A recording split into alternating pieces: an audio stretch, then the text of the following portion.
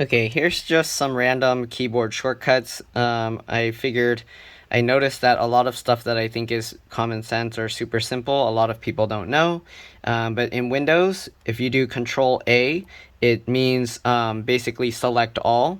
So you can use this for selecting folders or files. If you click in a folder and you click Control A, it'll highlight all the folders or files that are in there. If you're on a text document, if you're typing and you push Control A, it'll select all the stuff you're working on. All right, so once you select the text you want to work on, you can also use like Shift and use the arrow keys. If you hold Control and you click on things, it will let you select individual items. So if you have a bunch of files, but like spaced in between, you don't want certain files, you just hold the Control key and click each individual file using the mouse. And that's how you can select individuals. If you hold Shift and do it, it basically will select everything from the first one you click all the way to the next one you click. All right. Then you got Control C, which is copy. You got Control X, which is cut. And you got Control Z, or is it actually Control V, sorry, which is paste. And then I think I forgot which was which. I think Control Y was like to undo or something. So there's like a undo and redo. I don't use that often, but every so often you can do like, I think it's Control Z to undo and Control Y to redo. Let me see if I'll show this in a bit. Let me open Notepad. Okay, so basically let's type a bunch of junk. All right, if I do Control A, it highlights all. If I do Control X, as you can see, it cuts it. And if I do Control V, it pastes it. If I do Control A and Control C, it keeps what's already there. Since it's highlighted, it's going to paste over it. But if I do Control V, it'll just paste that again. All right, so Control A, let's delete that. And then if I do Control Z, as you can see, it undoes what I did. If I do Control Y, I guess on this it only has an undo option, but normally Control Z is like undo and then Control Y is redo. Since this only remembers like one step, then it will only do that. So let's try and open Paint here and I'll show you what I mean. So if I get a brush and I draw stuff, okay, so we did that. I'm going to draw a second one. I'll go, whoops, I don't want that. So you do Control Z, it undoes that.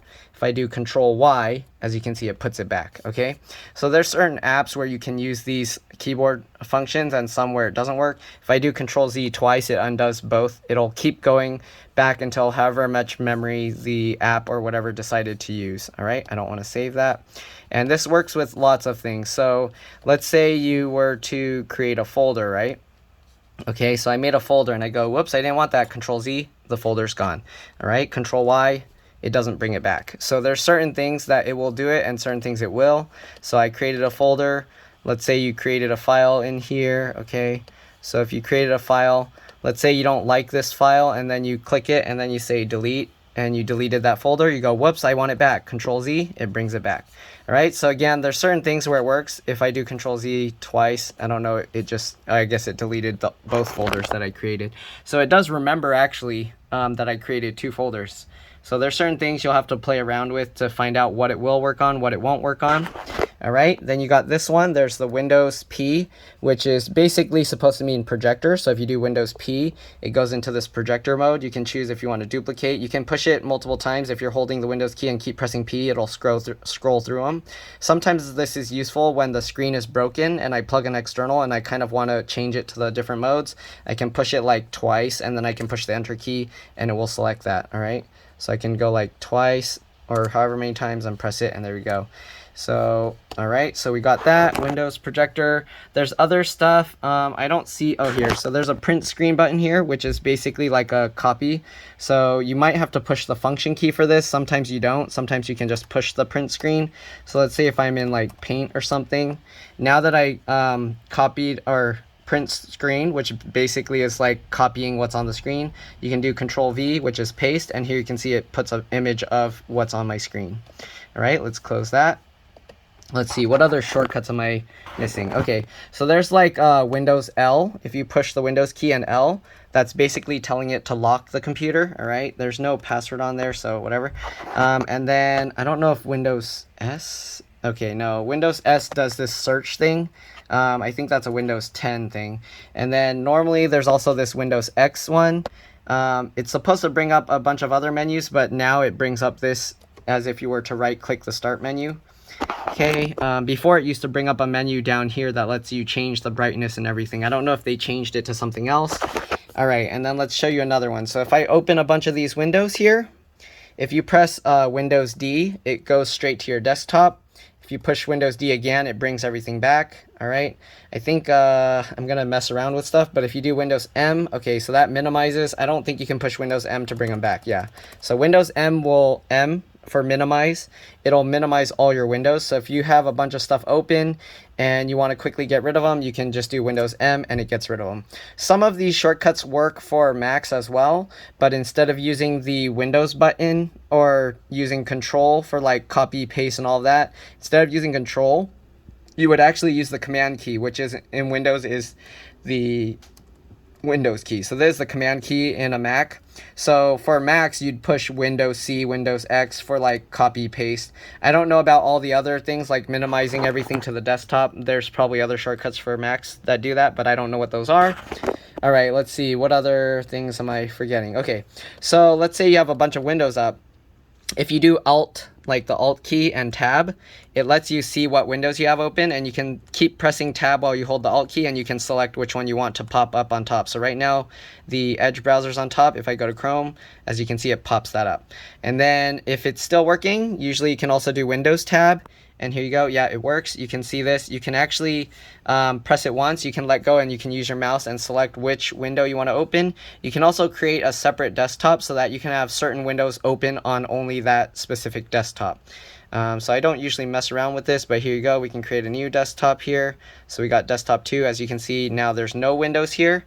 If you want to quickly bring up those windows, Windows tab again, and here you can go back to the first desktop with the 2 windows you had open. So if you have certain programs that or applications that you want to always have open on a certain desktop, you can set that up to where maybe you only want certain like stocks window things open, or you only want like your YouTube browser tabs open, or you want like Netflix or something. So it's kind of, there's a lot of these little shortcuts that you can do with the keyboard, and I don't even know all of them. So a lot of these keyboards will come with this. These are more manufacturer kind of related. It varies depending on what manufacturer. Of course, there's the mute, there's the volume up and down.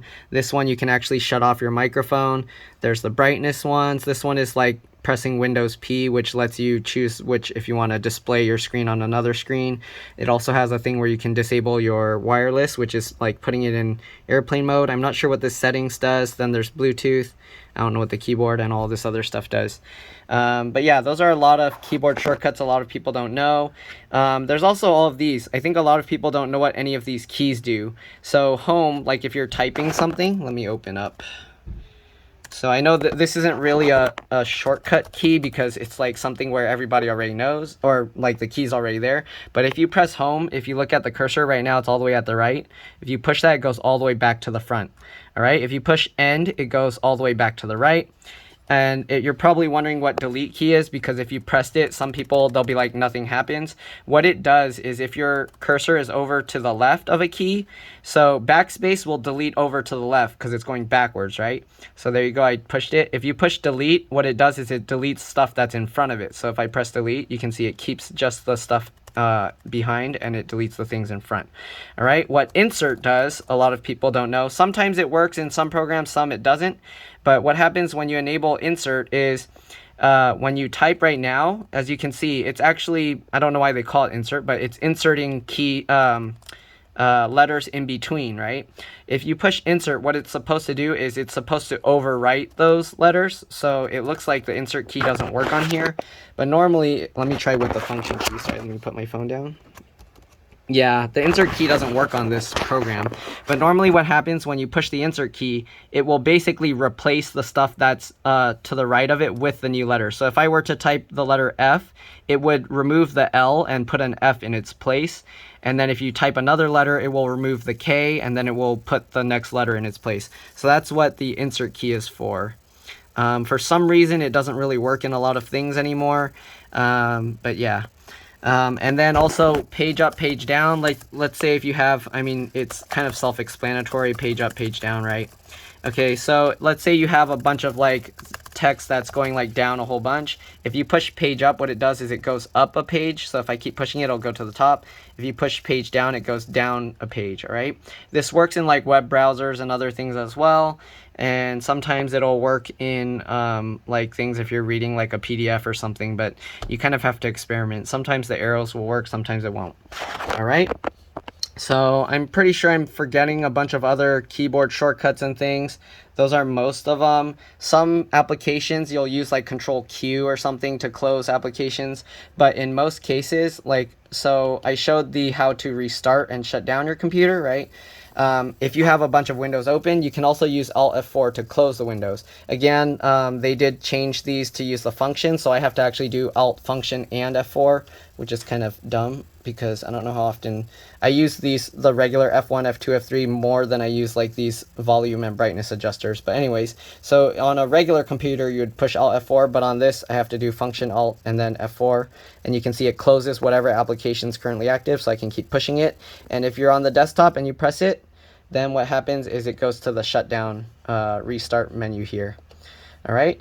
I don't know if I'm forgetting anything else. If you guys think of any keyboard shortcuts that I missed, feel free to mention them in the comment section below, and I will heart your comment, and that hopefully it'll be useful to other people. There are other things. This one is a common one that those telephone scammers use, is they'll tell you to press like Windows R, which opens the run, and then they'll tell you to type a password, I mean not a password, like a website in there. If someone on the phone ever asks you to press Windows R, unless they're like a real tech support, this is most likely going to be a scammer. They shouldn't be telling you to go to a website or anything in here. Most people will tell you to actually go to their specific website, but there's not too many phone tech support people, so keep that in mind. Not many people, unless you've had that as an actual computer repair person that helps you in the past. Do not do anything with the Windows R key. That's if it's like a phone tech support. All right, the Windows R key is used for a lot of things, like you can open command prompt, you can open other things. And they use this to make it look like they're trying to do more than what they're actually doing. Like if someone tells you to open Chrome, you would just click open Chrome. You wouldn't type in here like chrome.exe.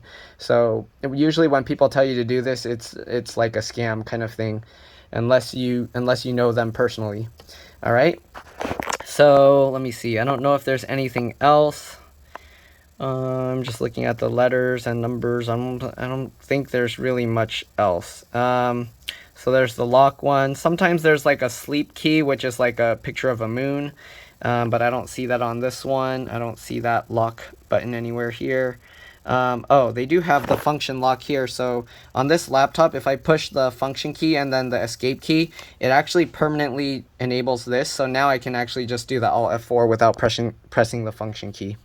So this laptop has special things. Most of the time on these Lenovo's in the past, what they would do is you'd have to change that in the BIOS which way you want it. It's nice that they added this here with the function and the escape key. All right, so I'm not too sure what other shortcuts there are. There's other things. If you're doing things like in Microsoft Office or things, I think you can do like Control B or Control I or something for like bold or italicize or things like that. I might be wrong, and they change it in the software all the time, so it's not always going to be the same. But if I remember correctly, Control B or Control I is like bold and italicized. It might be like using the Alt key or the Shift key or something. So there's a lot of these weird keyboard shortcuts. Those are the main ones I know that are used, that would probably use the most often. So hopefully this video helped you guys. I know I didn't do like a nice screen recording and a keyboard with something on the screen or whatever. But anyways, hopefully this will help. There's also some other stuff. I forgot what... There's something with like the M and N key, but I forgot what it was. I don't use it that often, so I guess whatever. All right, so anyways, again, hopefully this video helped you guys. If it did, please like, subscribe, share my channel with others. Thank you for watching. Hopefully this will make you a better pro at using your computer. Oh, there's one other one. So when you're in like a web browser here, I've had some people where I'll tell them to type like a website like www.google.com, and they'll be typing it like down here. So what I found to kind of help people know where to type is I would tell them to press the F6 key. So what happens when you press F6, as you see, it goes up here. So and if you keep pressing that, you'll see it goes to that bar at the top. So I tell people to press F6 and then type the website up there. So before it wouldn't ever go to that new tab bar. I don't know why it does that now. Let's try it with Edge browser. So as you can see with the Edge browser, it's weird. It goes through all these upper menus here. So that's kind of strange. I've never seen it do that before. I guess they added new things. And one other one, if you're in like a regular window, you can press the Alt key and it opens up this menu up here. So let's say your mouse is broken and you can't move it over here. What you can do is you can press Alt, and then you see press V for view, and then you can do that, and then you can go to all these different things just by pressing letters on the keyboard. What else? Am I forgetting other things? I think that's most of it. Again, if I missed anything, feel free to post it in the comment section below, and hopefully that will help other people. I'm pretty sure I'm missing other stuff. Apparently if you press the Windows key and the letter U, it opens display settings. So I just pushed some random key right now, and that's what it did. There used to be one where you can do like the Windows and like Shift or Control or something and push the arrow keys, and you can actually rotate your screen to be like in landscape mode and things like that. But anyways, yep, again, that's all there's. If you come up with any other ones, or you know any other ones that I missed, feel free to mention them in the comments, and I'll see you guys later. Bye.